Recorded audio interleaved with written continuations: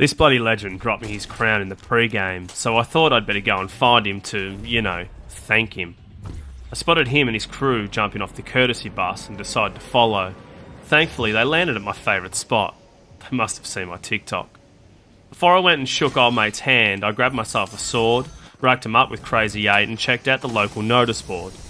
To say thanks, I wanted to make sure I was fully equipped.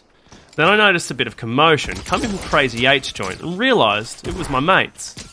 I must have surprised them because they bloody nearly ripped my head off. I retreated back and downed a couple of six-packs when I noticed some cars pulling up. I quickly jumped in a tree and fuck me, it was them. I started to think that they weren't my mates and that these c***s were actually trying to hurt me. I stayed out of sight and decided I was going to need some better gear. I also went and employed some backup from my girl Remedy, but she was straight in the frothies.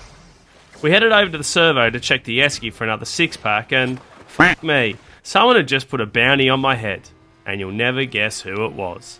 Yep, it was them, my so-called mates. I upgraded my gear again and got ready to blast these c***s. The first one was easy. She decided to bring a knife to a gunfight. I blasted her fucking head off. The next one wasn't too far away. I decided to hit him with some bloody acrobatics. I noticed my girl Remedy was right in the thick of it, so I had to get back in there. Her and I worked beautifully together and absolutely blasted them. Now both of these nerds had crowns, so I knew that there was another one left because the skin that I took the crown off was different. That meant the other one was still yet to push. Of course the dog tried to shoot me in the back, but I got height and absolutely sat him down. Thanks to the crown, cobber. But you know what? I didn't want it anyway. GG's.